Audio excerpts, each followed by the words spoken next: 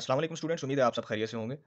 Second year physics का chapter number 15 जो है वो हमने स्टार्ट किया हुआ है। इससे प्रीवियस लेक्चर में हमने इलेक्ट्रोमैग्नेटिक इंडक्शन जो है उसके जो बेसिक कॉन्सेप्ट्स हैं उसके बारे में सारी डिस्कशन की थी। तो आज का जो हमारा टॉपिक है Faraday's law of electromagnetic induction है। ये एक इंतहाई इंपॉर्टेंट टॉपिक है। फेडरल बोर्ड के पेपर में लॉन्ग क्वेश्चन की सूरत में कई बार आ चुका है और स्मार्ट सिलेबस का ये पहला टॉपिक है। Faraday's law of electromagnetic induction. वैसे इस लेक्चर को स्टार्ट करने से पहले मैं आपको ये बताता चलूँ, अगर आपने प्रीवियस लेक्चर जो है इलेक्ट्रोमैग्नेटिक इंडक्शन वाला वो अगर आपने नहीं सुना हुआ तो उसको जाके एक बार सुन लें, क्योंकि उसके अंदर जो हमने कॉन्सेप्ट बनाया था उसी को इसके अंदर हमने यूज़ करना है। अगर आपने वो चीज़ें नहीं सीखी हुई तो वो ये आपको फैराडेज लॉ जो है ये समझ नहीं आने वाला। उसको जाके एक बार लाज़मी तौर पे उसको एक बार सुन लें। तो स्टार्ट करते हैं।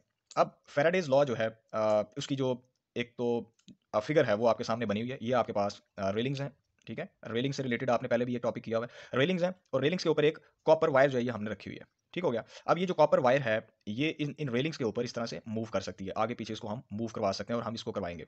और हमने एक्सटर्नल मैग्नेटिक फील्ड जो है वो खुद से यहाँ पर अप्लाई की हुई है। क्रॉस जो है ये क्रॉस का जो सिंबल है ये इस चीज़ को शो कर रहा है। मैग्नेटिक फील्ड जो है वो इनटू द पेज है या इनटू द पेपर है। ठीक हो गया? अब आपने लास्ट लेक्चर में ये सारी चीज़ें सीख ली कि जब भी एक्सटर्नल मैग्नेटिक फील्ड के अंदर जब भी कोई कॉपर वायर को आप मूव करवाते हैं तो उसका फ्लक्स चेंज होता है। ठीक है? और जब चेंज इन मैग्नेटिक फ्लक्स जब होता है किसी भी कंडक्टर लूप के अंदर, कंडक्टिंग किसी भी कॉइल के अंदर या कंडक्टर के अंदर, तो वहाँ पर इंड्यूस ईएमएफ जो है वो जनरेट होती है। अब उस इंड्यूस ईएमएफ की वजह से एक इंड्यूस करंट जो है वो जनरेट होता है। ये सारी चीज़ें हमने प्रीवियस लेक्चर में सीखी और इसकी सारी कंडीशन भी मैंने आपको बताई कि आपके पास जो लूप है वो क्लोज होना चाहिए। ज़ाहिर है क्लोज होगा तो तब ही तो उसके अंदर कोई करंट फ्लो करेगा। अगर वो डिस्कनेक्ट होगा तो करंट का सर्किट कंप्लीट नहीं होगा तो करंट फ्लो नहीं करेगा। और दूसरा उसमें हमने ये चीज़ डिस्कस की थी कि आपका जो मैग्नेटिक फ्लक्स है उसको आपने चेंज करना है, उसको आपने फिक्स नहीं रखना। यानी कि इसको अगर मैं यहीं पर रोक दूँ, ये जो कंडक्टर है, तो इसके अंदर कोई भी जो इंड्यूस ईएमएफ है वो जनरेट नहीं होने वाला। इंड्यूस ईएमएफ जनरेट करवाने के लिए इसको मूव करवाना पड़ेगा, ठीक है? ताकि फ्लक्स जो है वो चेंज हो। और तीसरी कंडीशन हमने ये पढ़ी थी, ये फ्लक्स वाली। ये जो मैग्नेटिक फील्ड का सरफेस एरिया के साथ जो एंगल है, इसको आपने जो है पैरेलल नहीं रखना। It should be at some angle. कोई कोई भी एंगल होना चाहिए, कोई भी इंक्लाइंड एंगल हो जिसमें आपको फ्लक्स की कुछ वैल्यू मिल रही हो, तो फिर जो है आपके पास इंड्यूस ईएमएफ जो है वो जनरेट होगी। अब बच्चे इस चीज़ को हम चेंज कैसे कर सकते हैं? या तो आप यानी कि एक तो आपके पास ये है कि आप एक्सटर्नल मैग्नेटिक फील्ड जो है इसको स्ट्रॉन्ग कर दें, फिर जो है वो फ्लक्स आपका चेंज हो सकता है। या आप एरिया जो है इसको आप बड़ा कर लें या छोटा कर लें, तो इससे भी आपका जो फ्लक्स है वो चेंज हो सकता है। या आपके पास एक ये एंगल है जो बी और ए के दरमियान एंगल है, इसको आप चेंज करें, तो फिर भी आपका जो फ्लक्स है उसकी वैल्यू चेंज हो सकती है। ये सारी चीज़ें बड़ी बेसिक है। तो इसके अंदर फैराडेज लॉ के अंदर हम जो है वो हमने जो डील करना है वो एरिया के साथ कर रहे हैं, ठीक है? हम एरिया को चेंज करके फ्लक्स जो है उसको चेंज करेंगे। इनिशियली जो कॉपर वायर है वो यहाँ पर है, इस पोजीशन पे है, ए पोजीशन के ऊपर पड़ी हुई है। इसके ऊपर मैंने कुछ वेलोसिटी अप्लाई की, फोर्स अप्लाई की, तो ये यहाँ पर जो वेलोसिटी की डायरेक्शन है वो इस तरफ से है। इस तरफ मैंने इस पे फोर्स लगाई और ये इसने कुछ डिस्प्लेसमेंट ट्रैवल किया और ये इस बी पोजीशन पे आ गई। आपने ये सारी चीज़ें जो वेलोसिटी है, ये सारी चीज़ें अभी इसके अंदर यूज़ करेंगे। तो इसके ऊपर फोर्स अप्लाई की, इसकी जो इनिशियल पोजीशन थी x1 थी और x1 से ये मूव करके इस पोजीशन पे आ गई। वहाँ पर इसका डिस्प्लेसमेंट जो है वो क्या हो गया? x2। ठीक हो गया? अब इसकी जो चेंज आया डिस्टेंस के अंदर वो उसको आप dx भी कह सकते हैं, डेल्टा x भी कह सकते हैं। दोनों चेंज के लिए ज़ाहिर होते हैं। dx से आप कन्फ्यूज़ ना हो जाएँ, इसलिए मैं इसको डेल्टा x कर देता हूँ। ठीक है? डेल्टा x क्या शो कर रहा है? इसके अंदर जो चेंज आई, पहले इसकी पोजीशन x1 थी, आपने इसके ऊपर फोर्स अप्लाई की और इसकी वेलोसिटी चेंज हुई, ये इस b पोजीशन पे आ गई। उस जो बी पोजीशन का इसका डिस्टेंस जो बना वो x2 हो गया। जो इसका टोटल ओवरऑल जो चेंज आई वो डेल्टा x आई। ठीक है? ये अगर आपने निकालनी हो डेल्टा x आपने अगर निकालना हो तो आप x2 में से x1 को माइनस कर दें तो आपके पास डेल्टा x जो है वो आ जाएगा। ठीक हो गया? तो देखें पहले जब इनिशियल पोजीशन में अगर आप देखें इसका ये एरिया बन रहा था ना, लेंथ इनटू विड्थ, इसकी लेंथ जो है वो l है और जो चौड़ाई है वो x1 है। तो इनिशियली इसका जो एरिया था वो ये बन रहा था। हमने क्या किया, जब इसको यहाँ से मूव करवाया, जब इसको मूव करवाना शुरू किया तो एक्सटर्नल मैग्नेटिक फील्ड जो है वो भी हमने अप्लाई की हुई है। मैग्नेटिक फ्लक्स जो है वो चेंज होने लग गया क्योंकि फ्लक्स चेंज हो रहा है। आपने इसको मूव करवा दिया, इस कंडक्टिंग कॉइल को आपने जब मूव करवाया तो फ्लक्स चेंज होने लग गया। तो जब फ्लक्स चेंज होगा तो इंड्यूस ईएमएफ जनरेट होगी। ये सारी चीज़ें हमने पढ़ ली हैं। तो अब हम फ्लक्स जो है वो किस तरह से चेंज करवा रहे हैं, इसका एरिया चेंज करवा के। पहले इसका एरिया ये बन रहा था, जब इसको हमने डिस्प्लेस करके इस पॉइंट पे लेके आए तो अब इसका एरिया ये हो गया, बड़ा हो गया एरिया। तो हम इसका जो एरिया है वो चेंज करवा के इसका जो फ्लक्स है उसको चेंज कर रहे हैं। ठीक है? तो ये सारी चीज़ें आपने पढ़ी हुई हैं। ये ऊपर जो मैग्नेटिक फ्लक्स का फार्मूला, ये सारा पुरानी बातें हैं। ओके, अब इससे प्रीवियस टॉपिक है मोशनल ईएमएफ वाला। मोशनल ईएमएफ जो है उसकी डेरिवेशन चूंकि आपके कोर्स में नहीं है तो मैं डायरेक्ट जो है वो फार्मूले पे आता हूँ। मोशनल ईएमएफ का जो फार्मूला होता है बच्चे, ईएमएफ इंड्यूस ईएमएफ, ये इंड्यूस ईएमएफ होती है। Induce EMF is equal to minus V B L. VBL sine theta होता है।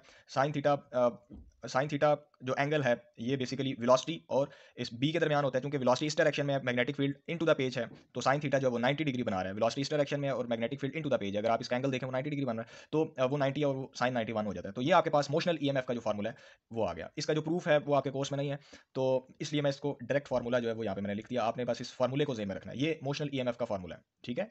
इंड्यूस EMF जो है वो किसके इक्वल होती है, -VBL। अब वेलोसिटी जो है, इस वेलोसिटी को बच्चे हम क्या लिख सकते हैं, वेलोसिटी को बच्चे आप लिख सकते हैं, वेलोसिटी आपके पास जो है, velocity is equal to delta x over delta t, ठीक है। Rate of change of displacement होता है ना, यहाँ पर डिस्प्लेसमेंट एक्स है पर यूनिट टाइम, तो वेलोसिटी को आप क्या लिख सकते हैं, delta x over delta T. अब ये जो वेलोसिटी की वैल्यू है इसको यहाँ पर ऊपर जो मोशनल EMF वाला फार्मूला है इसके अंदर पुट करते हैं, तो ये आपके पास क्या आ जाता है, minus delta x over delta t into BL। ये आ गया, बड़ा सिंपल है इसके अंदर, ये सिंपल इसकी मैथमेटिक्स, ये हमारा जो मेन फोकस है, हमने ये चीज़ लेके आनी है, इस चीज़ को प्रूव करना है, ये Faraday law of electromagnetic induction है। तो 3-4 स्टेप्स हैं, तो इंशाल्लाह ये बड़ा सिंपल करके मैं आपको एक्सप्लेन करूंगा, तो इंशाल्लाह आपको समझ आ जाएगा। तो अब अगर यहाँ पर देखें, ये हमने सिंपल वेलोसिटी की वैल्यू इसके अंदर पुट कर दी, तो ये हमारे पास रिजल्ट आ गया। तो अगर मैं इसको एक बार इस तरह से अरेंज करके लिखूँ, minus delta x into L, L इसके साथ में लिख दूँ, ओवर डेल्टा टी इंटू, बाकी आपके पास ये बी बच गया, इसको बी को साथ इसके लिख देते हैं, मैग्नेटिक फील्ड। ठीक हो गया, बस इसको कुछ भी नहीं किया, अरेंज करके लिख दिया, रीअरेंज कर लिया। अब ये देखें, ये जो डेल्टा एक्स है ये आपके पास चौड़ाई है, ठीक है। ये जो आपके पास एरिया बन रहा है पूरा, ये वाला जो एरिया बन रहा है इसकी जो चौड़ाई है वो आपके पास क्या डेल्टा एक्स है। वेयर एल जो है, एल इसकी लंबाई है, ठीक है, दोनों क्योंकि लेंथ तो सेम ही रहेगी, चाहे यहाँ पर है चाहे यहाँ पर है, तो एल इसकी लंबाई है और डेल्टा एक्स इसकी क्या है, चौड़ाई है। तो बच्चे लेंथ इंटू विड्थ जो है ये आपने पढ़ा हुआ है, लेंथ इंटू विड्थ जो है ये आपके पास क्या होता है, एरिया होता है, ठीक है। क्योंकि इसके एरिया में चेंज आया, पहले इसका एरिया कुछ, यहाँ पर एरिया कुछ था, यहाँ पर एरिया इसका कुछ हो गया, इसके एरिया के अंदर चेंज आया, तो अब उस एरिया की चेंज को हम कैसे लिख सकते हैं, चेंज की फॉर्म में लिखेंगे, minus delta x into L, तो इसको आप लिख सकते हैं डेल्टा ए, ठीक है। चेंज इन एरिया, जो यहाँ पर एरिया, जो एरिया के अंदर चेंज आया उसको सिंपली हमने यहाँ पर लिख लिया, over delta t into B. ये आपके पास एक इसका रिलेशनशिप आ गया। अब वापस आते हैं फ्लक्स के ऊपर, यहाँ पर ये जो आपने फार्मूला पढ़ा हुआ है इसको मैं दोबारा से रीराइट करता हूँ। यहाँ पर मैग्नेटिक फ्लक्स बच्चे क्या होता है, बी डॉट डेल्टा ए, ठीक है। अगर चेंज की मैं बात करूँ, फ्लक्स चेंज हो रहा है, हमने फ्लक्स जो चेंज किया है वो किसकी वजह से किया है, एरिया को चेंज करके किया। तो जब सिंपल फ्लक्स लिखेंगे तो आप ऐसे लिखेंगे, जब चेंज इन फ्लक्स लिखेंगे तो हम देखेंगे कि चेंज किस चीज़ में आप कर रहे हैं। हमने यहाँ पर इस केस में हमने चेंज किया एरिया के अंदर, तो चेंज इन फ्लक्स क्या आ जाएगा, चेंज इन एरिया के साथ आ जाएगा, ठीक है। अगर यहाँ पर हम फॉर एग्जाम्पल कोई मैग्नेटिक फील्ड को चेंज करते हैं तो मैग्नेटिक फील्ड के साथ जो है वो डेल्टा आ जाता, क्योंकि यहाँ पर हमने एरिया को चेंज किया है, तो इस वजह से जो चेंज इन मैग्नेटिक फ्लक्स है वो आपके पास डेल्टा ए की फॉर्म में आ गया, ठीक है। अब सिंपल करना ये है, काम खत्म हो गया।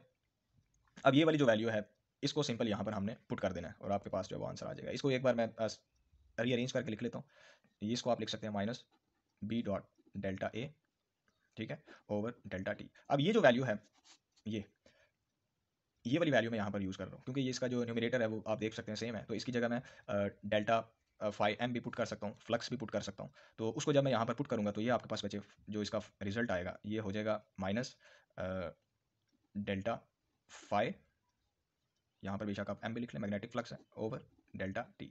तो ये चीज़ हमने जो थी प्रूव करनी थी, ठीक है।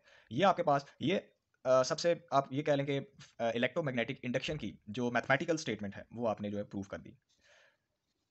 तो यहाँ पर तो हमने कंसीडर किया था, अगर आपके पास कॉइल का एक लूप है, क्योंकि एक लूप को समझ के हम क्या करते हैं उसको n नंबर ऑफ लूप के ऊपर अप्लाई कर देते होते हैं, तो एक लूप के लिए, सिंगल लूप के लिए आपके पास ये फार्मूला आ गया। अगर आपके पास यहाँ पर कॉइल के n नंबर ऑफ लूप्स हैं तो आप सिंपली क्या करेंगे, यहाँ पर n का इजाफा कर देंगे, फिर n is the number of loop, delta 5m over delta T. तो ये आपके पास बच्चे फाइनल रिजल्ट आ गया Faraday law of electromagnetic induction का। अब इसकी स्टेटमेंट के ऊपर आते हैं, ये आपसे क्या कह रहा है, वैसे तो इसकी सारी चीज़ें हमने डिस्कस की हुई हैं, अब इसकी जो फाइनल रिजल्ट आया इसके ऊपर थोड़ा सा बात कर लेते हैं।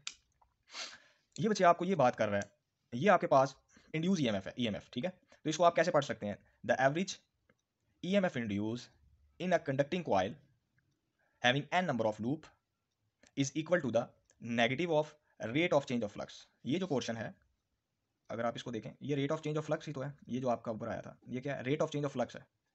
टाइम के साथ साथ फ्लक्स चेंज हो रहा है, जिसको आप क्या कहते हैं, rate of change of flux, ठीक हो गया। तो ये आपके पास rate of change of flux ही तो है, तो इसको आप इसकी आप स्टेटमेंट जो है इसको आप यूं भी कह सकते हैं, the average EMF induce in a conducting coil. एक कॉइल के अंदर जो ईएमएफ है जो इंड्यूस होती है, और उस कॉइल के जो लूप हैं वो एन नंबर ऑफ लूप हैं, वो किसके इक्वल होती है? That is equal to negative of the rate of change in flux. जितना इस कॉइल के अंदर फ्लक्स चेंज होगा, उतना जो है वो आपके पास इंड्यूस ईएमएफ की वैल्यू आएगी। या आप इसको ऐसे भी कह सकते हैं, जो ईएमएफ इंड्यूस होती है that is induce EMF is directly proportional to rate of change of flux. ठीक है, आप इसको इस तरह से भी लिख सकते हैं।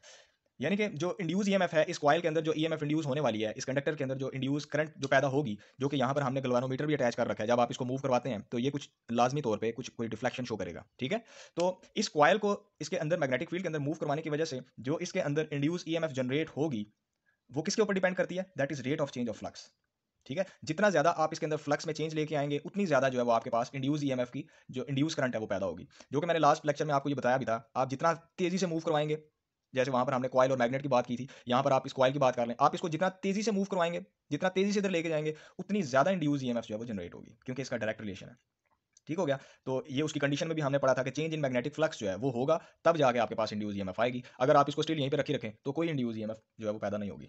तो उम्मीद है ये सारी चीज़ें आपको समझ आई होंगी। फिर भी अगर किसी भी किस्म का सवाल है तो आप ज़रूर पूछिएगा मैसेज करके। ये इसकी स्टेटमेंट लिखी हुई है, अगर आपके पास पेपर में ये आ जाता है तो आपने सिंपली करना, ये फिगर बनानी है, ये उसकी स्टेटमेंट लिखनी है, उसके बाद ये आप मैग्नेटिक फ्लक्स को लेके आएँ और सिंपल मोशनल ईएमएफ वाले फार्मूले से स्टार्ट करें, और उसके अंदर फ्लक्स को यूटिलाइज करके इसको एरिया को ये जो लेंथ और विड्थ का जो इसके अंदर रिलेशन बनता है, इसको एरिया में कन्वर्ट करें, और उसके बाद इसकी जो फ्लक्स की वैल्यू है इसको आप इसके अंदर पुट कर दें, और एंड पे आप जो है वो एन नंबर ऑफ टर्न्स की बात कर लें। और ये जो नेगेटिव साइन है ये बड़ा इंपॉर्टेंट है, इसको मैं यहाँ पर डिस्कस नहीं करूंगा, क्योंकि इसके ऊपर एक तवील बहस है जो कि लेंज़ लॉ के अंदर हम करेंगे। वो बहस जो है वो सारी इस नेगेटिव साइन के ऊपर ही है, क्योंकि ये आपकी जो इंड्यूस ईएमएफ आ रही है ये नेगेटिव कैसे आ रही है, ये सारी जो चीज़ें हैं, क्योंकि यहाँ पर आपको पता है ये नेगेटिव साइन जो है वो डायरेक्शन बताता है। ठीक है, डायरेक्शन और करंट की डायरेक्शन कैसे हो गई, करंट ये तो स्केलर है, ये जितनी भी डिबेट है वो सारी चीज़ें जो है वो हम जब लेंज़ लॉ पढ़ेंगे, ये नेगेटिव साइन को ही वहाँ पर एक्सप्लेन करना है, उसकी कोई इतनी लंबी चौड़ी डेरिवेशन नहीं होगी। तो ये सारी जो नेगेटिव साइन की जो बहस है वो हम लेंज़ लॉ के अंदर करेंगे। तो उम्मीद करता हूँ ये सारी चीज़ें आपको समझ आई होंगी। फिर भी अगर कोई चीज़ समझ नहीं आई तो आप मैसेज करके ज़रूर पूछिएगा, तो मैं आपको ज़रूर रिस्पॉन्स करूँगा। अंटिल द नेक्स्ट टाइम, अल्लाह हाफिज़।